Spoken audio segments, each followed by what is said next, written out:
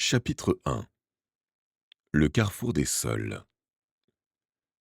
Alors que j'entamais péniblement la rue de montée menant à Chipenden, un éclair fourchu zébra le ciel au-dessus de ma tête. Le tonnerre gronda. Les lourds nuages gris qui enveloppaient le sommet des collines, les roulements de l'orage, tout annonçait la pluie. La nuit tomberait dans moins d'une heure sur le comté, et j'appréhendais ce que cela signifiait pour un voyageur solitaire comme moi. Frissonnant, je hâtai le pas. Dès que j'eus atteint le village aux rues pavées, j'entrai dans la première boutique. Deux grosses têtes de cochon étaient placées telles de presse-livres à chaque extrémité d'un long comptoir de bois taché de sang. Mais à l'évidence, je n'étais pas dans une librairie. Au lieu de volumes aux reliures de cuir, une longue rangée de côtes de porc s'alignait entre les têtes. Le gros homme qui se tenait derrière le comptoir me dévisagea d'un air suspicieux. Les étrangers ne semblaient pas les bienvenus en ces lieux. Mais que m'importait? J'étais en mission.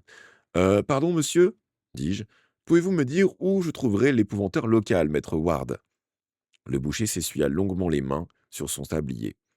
Qu'est-ce qu'un bon garçon comme toi peut bien vouloir un épouvanteur? Me demanda-t-il enfin, tout en m'examinant de haut en bas.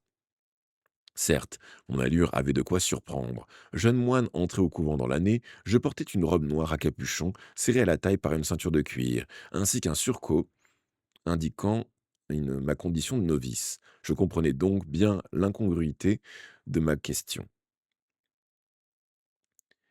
Habituellement, les religieux n'ont pas de relation avec les épouvanteurs. L'Église réprouve leur méthode. Ils affrontent l'obscur sans le secours de la prière et de la méditation, et considèrent leur activité comme impie. C'est pourquoi elle leur refuse généralement le droit d'être inhumée dans une terre consacrée.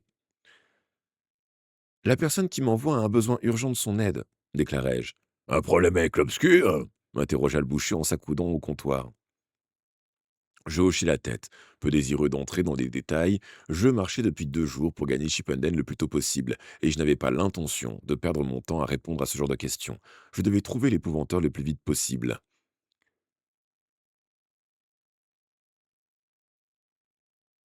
Autrement dit, les prières ne suffisent pas à vous sortir d'affaire. Voilà qui m'étonne. Qui vous cause des ennuis, un gobelin? Le ton était sarcastique. Je tâchais de réprimer mon impatience. Non, monsieur, une sorcière. Le boucher éclata d'un rire tonitruant. Je ne voyais pas ce que ça avait de si drôle. Les sorcières étaient puissantes, dangereuses, et elles existaient bel et bien. J'avais pu le constater récemment. L'homme finit par me conduire sur le seuil de sa boutique et me désigna la rue déserte. Il y a un chemin au nord du village qui mène à une grande maison au milieu des arbres. C'est celle de l'épouvanteur, mais n'entre pas dans le jardin si tu tiens à la vie. Il est gardé par un gobelin qui te mettrait en pièces à peine aurais-tu franchi la barrière. Prends plutôt l'étroit sentier au nord-est. Il te conduira à un croisement abrité par un bosquet de saules. Tu trouveras une cloche, fais-la sonner et l'épouvanteur te rejoindra, à moins qu'il n'ait été appelé au loin pour un boulot quelconque, auquel cas tu risques d'attendre longtemps. J'écoutais le boucher avec attention, doutant toutefois de la véracité de ses dires. Les gobelins étaient des êtres dangereux. Les épouvantaires les pourchassaient et les tuaient.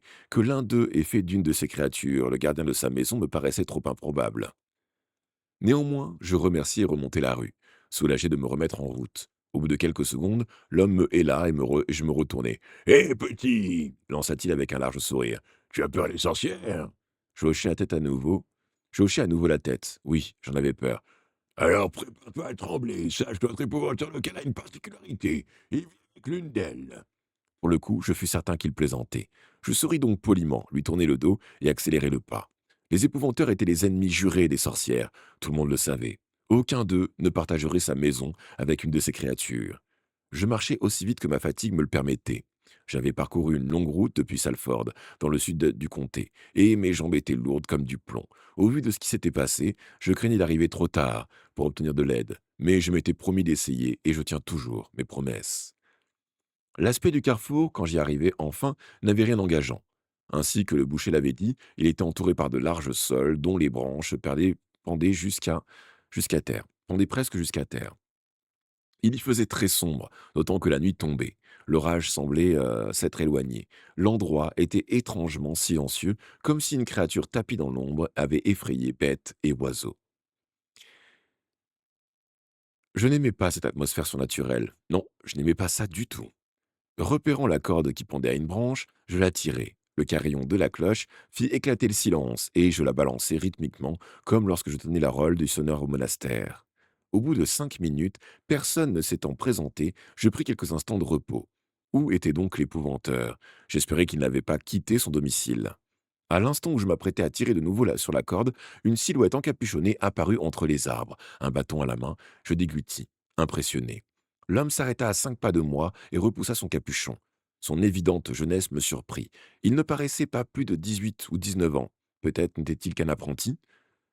Bonjour, dis-je. Êtes-vous maître Ward, l'épouvanteur? C'est moi. Quel est votre problème? Il était grand, noir de cheveux, sans un atome de graisse. Bien qu'usagé, son manteau était taillé dans un tissu de belle qualité, bien supérieur à celui de mon habit. Ses choses grises étaient impeccables, mais ses bottes, surtout, m'impressionnèrent, faites d'un excellent cuir. Le métier d'épouvanteur devait bien rapporter. Cependant, en dépit de son visage agréable, il affichait une expression sévère. Il ne se montrait pas hostile, plutôt rude et professionnel, peut-être parce qu'il avait affaire à un moine. Après tout, nous ne trouvions que rarement dans le même camp. Reprenant courage, je lui exposai les raisons de ma venue. Je viens vous demander votre aide contre une redoutable sorcière. Notre épouvanteur dans le sud a tenté de s'en occuper, mais les choses ont mal tourné. Il est à présent entre ses mains et je crains pour sa vie. Je considère qu'il est de mon devoir de le secourir. Comme il avait évoqué votre nom, je suis venu aussi vite que j'ai pu. Ward fronçait les sourcils. Où est-ce arrivé? Juste au sud de Salford. Il m'a fallu 2 jours pour venir ici. Quel est le nom de cet épouvanteur? Will Johnson. J'ai entendu parler de lui. Je crois qu'il a instruit par mon propre maître, John Gregory. Mais que faisais-tu donc en sa compagnie? Tu as plus l'allure d'un jeune moine que d'un apprenti. En effet, reconnus-je. Je ne suis pas son apprenti. Je termine ma première année de noviciat au monastère de Kersal, à Salford. Je m'appelle frère Beowulf, et je suis le secrétaire de l'épouvanteur Johnson. Maître Ward parut perplexe. Pourquoi a-t-il besoin d'un secrétaire? Il sait certainement lire et écrire. Sinon, il ne serait pas épouvanteur. On n'entre jamais en apprentissage sans posséder de bonnes bases. Il sait écrire, hein, mais pas aussi bien que moi. Ma réponse lui tira un sourire. Il parut soudain beaucoup plus aimable et je fus certain qu'il saurait m'aider. C'est une longue histoire, repris-je. Je vous raconterai tout ça en chemin. Il hocha la tête. Soit, je viendrai. L'affaire me paraît sérieuse. Cependant, la nuit tombe et il va pleuvoir. Nous partirons demain matin. Je restai décontenancé. Un de ses collègues étant en danger, je m'attendais à ce qu'il se mette en route aussitôt. Je ne m'étais peut-être pas exprimé assez clairement. Nous devrions partir tout de suite, insistai-je. Le temps presse. Je te l'ai dit, il n'est pas question que je m'aventure de nuit, en compagnie d'un simple novice, alors que la tempête menace. Ce serait trop risqué. Nous partirons demain à l'aube. Maintenant, suis-moi. Tu dormiras chez moi. Il ne comprenait donc pas. Je ne dormirai pas, et vous non plus, protestai-je, en élevant la voix plus que je l'aurais voulu. Maître Johnson sera peut-être mort demain matin. Maître Hobart s'approcha d'un pas et me foudroya du regard. Écoute-moi bien, dit-il avec colère. Je ferai de mon mieux pour aller Johnson, mais c'est moi qui décide quand et comment. C'est moi l'épouvanture, compris? Je hochai la tête presque effrayé. Il est peut-être déjà mort, frère Beowulf, reprit-il, d'une voix adoucie. De toute façon, tu parais exténué, tu as besoin d'une bonne nuit de sommeil. Demain, nous marcherons d'un bon pas et ne prendrons que peu de repos. Il pivota sur ses talons sans attendre de réponse, s'enfonça entre les arbres et remonta la colline. Je courus derrière lui, mais j'avais du mal à le suivre. C'était là le pas dont il avait parlé, j'avais certainement intérêt à dormir un bon coup. Un peu plus haut, une haie d'aubépines avec une ouverture au milieu semblait marquer les limites du jardin. Au-delà, je découvris des arbres et de hautes herbes. Puis une grande maison se dessina, en contre-jour, sur le ciel crépusculaire. Or, avant que nous arrivions, je perçus un grondement menaçant. Ce n'était pas un chien. C'était plus grave, plus effrayant. Une bête dangereuse se dissimulait dans l'ombre des arbres. Mes cheveux se hérissèrent sur ma nuque et mes genoux se mirent à trembler. Je me souvenais de la mise en garde du boucher. Je l'avais prise pour une plaisanterie. Les épouvanteurs détruisaient les gobelins, non? Ils n'en faisaient pas des animaux de compagnie, mais au frisson qui me parcourait le dos, je sus que le danger était réel. J'avais déjà rencontré un gobelin. Je savais qu'il pouvait tuer. L'épouvanteur s'arrêta. Ne bouge pas, me dit-il doucement. J'obéis. Il passa derrière moi, posa son bâton sur le sol et plaça ses 2 mains sur mes épaules. Gratch, Gratch, écoute-moi bien, lança-t-il d'une voix forte. Ce garçon est sous ma protection. Tu ne toucheras pas à un cheveu de sa tête quand il sera sur le territoire que tu surveilles. J'entendis un autre grognement, assourdi, comme venu de plus loin. Puis le silence revint. Il y avait donc vraiment un gobelin. Il y avait même un nom. Maître Ward l'avait appelé Cratch. Le boucher m'avait prévenu que vous aviez un gobelin chez vous, dis-je stupéfait, mais je ne l'avais pas cru. Maître Ward ramassa son bâton en riant. Oui, il garde les jardins. Il prépare même le petit déjeuner. Un gobelin domestique? Ça ne pouvait être qu'une plaisanterie. À quelle autre étrangeté devais-je m'attendre en entrant dans cette vieille maison? Voilà qui n'était guère rassurant. Quittant l'abri des arbres, nous traversâmes une large pelouse, de l'herbe jusqu'aux genoux, pour gagner la porte de derrière. La bâtisse s'élevait sur 2 étages, garnie de nombreuses fenêtres. Elle était assez grande pour abriter une demi-douzaine d'épouvanteurs. Je me demandais si Maître Ward y habitait seul, à part le gobelin évidemment. Il faisait tout à fait noir à présent. Une lumière vacillante, venue d'une fenêtre de rez-de-chaussée, dessinait un trait jaunâtre sur l'herbe du jardin. La porte n'était pas verrouillée. Avec un gobelin pour gardien, on ne craignait certainement pas les voleurs. Je suivis l'épouvanteur dans l'entrée, me préparant de nouvelles surprises. Ni ce jeune homme, ni sa maison ne me disaient rien qui vaille. Il ôta son manteau, l'accrocha à une patère, près de la porte, et déposa son bâton dans un coin. Sous le manteau noir, il portait une tunique noire. Je notai non sans un certain malaise qu'il semblait aimer le noir. Pas moi. Je portais un habit de cette couleur, non pas par choix, mais parce que c'était la tenue traditionnelle des moines. Tu dois avoir faim, dit aimablement maître Ward. Ouvrant une porte que je supposais être celle de la cuisine, il m'invita à le suivre. Je ne pus retenir une exclamation de surprise en découvrant une pièce carrelée des plus agréables, bien éclairée par une rangée de chandelles posées sur le manteau de la cheminée. Le feu, qui flambait dans l'âtre, dispensait une bonne chaleur.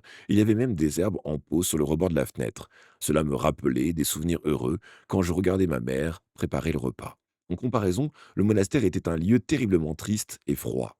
Sur la large table en chêne, une soupe au pois fumait dans sa soupière. Et il y avait aussi un plateau de fromage et une miche de pain frais.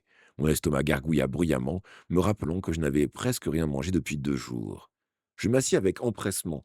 Maître Ward emplit nos 2 bols à ras-bord et nous prîmes notre repas en silence. La soupe était délicieuse. J'y goûtais d'abord prudemment. Elle était très chaude. Puis, à mesure qu'elle refroidissait, je l'avalais à grandes cuillerées avant de saucer le fond de mon bol avec du pain sans en laisser une goutte. Mon appétit fit rire l'épouvanteur. En moyen de plaisanterie, je demandai: c'est le gobelin qui a fait la soupe? Non, il ne s'occupe que du petit déjeuner. C'est Alice qui l'a préparé. Je regrette qu'elle n'ait pas été là pour t'accueillir, mais elle ne se sentait pas très bien. Elle est montée se coucher de bonne heure. Mon cœur rata un battement. S'agissait-il de la sorcière dont le boucher m'avait parlé? Je refusais d'y croire. Personne ne vivrait avec une sorcière, pas même un épouvanteur. Alice est votre gouvernante? Supposai-je. Non, répondit-il en secouant la tête. Il me fixa attentivement avant d'ajouter: c'est une excellente amie. J'étais un peu choqué. Sorcière ou pas, à moins d'être parent ou marié, il n'était pas convenable qu'un homme et une femme partagent la même maison. Je me réconfortai en m'accordant un autre morceau de pain accompagné de fromage. C'était mon préféré, ce fromage du comté, jaune et granuleux, un mets rarement servi au monastère. Eh bien, reprit-il en se levant, si tu es rassasié, je vais te montrer ta chambre. Le son était gentiment moqueur et je rougis. Sortant de la cuisine, il s'engagea dans un escalier étroit et me conduisit au premier étage. Là, il ouvrit une porte peinte en vert et me tendit une chandelle. Nous partirons au lever du jour, à l'aube. Tu entendras une cloche en bas. Elle sonne l'heure du petit déjeuner. En tant que moine, je suppose que tu as l'habitude. Mais surtout ne descends pas avant. Le gobelin n'aime pas être dérangé pendant qu'il cuisine. Il avait parlé sérieusement, sans la moindre trace d'humour. Malgré tout, je n'arrivais pas à croire qu'un gobelin puisse préparer le petit déjeuner. Quand il m'eut laissé seul, je déposai la chandelle sur la table de nuit et regardai autour de moi. Il y avait un lit à une place, garni de draps propres, près de la fenêtre à guillotine. Une pluie battante ruisselait le long des carreaux. La tempête avait éclaté. Mon attention fut alors attirée par le mur, au pied du lit. Les 3 autres avaient été recouverts de plâtre blanc, mais celui-ci était ancien, fissuré et noirci. Je repris la chandelle et m'approchai pour l'examiner. On avait écrit dessus: plusieurs personnes, une trentaine de noms, peut-être plus, y étaient gravés, certains en grosses lettres, d'autres en plus petites, dispersés sur tout l'espace disponible. Pourquoi ces signatures? Je les regardai de plus près. Certaines étaient difficiles à déchiffrer. L'une d'elles, quoique petite, était assez lisible. Billy Bradley. Je me demandais quand ce Billy avait inscrit son nom sur ce mur, ce qu'il était devenu. J'en déchiffrai un autre, William Johnson. Soudain, je compris. Johnson, l'épouvanteur que j'avais promis de secourir, avait vécu dans cette maison. C'étaient les noms de tous les apprentis qui s'étaient succédés. Ils avaient dû dormir dans cette chambre, l'un après l'autre, au fil des années. Tout étaient des garçons, sauf Jenny. Je fronçai les sourcils. Une autre plaisanterie? Une fille apprentie d'un épouvanteur? C'était plus improbable qu'une femme prêtre. Tout le monde le savait. ne pouvait devenir épouvanteur qu'un septième fils de septième fils, même si l'Église considérait cela comme une absurdité et une superstition. La fatigue eut finalement raison de mes réflexions, je me mis au lit, soufflai la chandelle et écoutai la pluie, je pensais à l'épouvanteur Johnson, aux mains de la sorcière. J'avais honte d'être ici, au chaud et en sécurité, tandis qu'il souffrait sans doute les pires tourments. S'il n'était pas déjà mort. Je me rassurais en pensant que j'avais fait ce que je pouvais. J'aurais pu retourner tout droit au monastère en l'abandonnant à son destin. Le prieur ne me l'aurait pas reproché. Il aurait sans doute même préféré cela. Il m'avait ordonné de devenir le secrétaire de Johnson. Rien de plus. Néanmoins, je me sentais coupable. J'eus beaucoup de mal à m'endormir.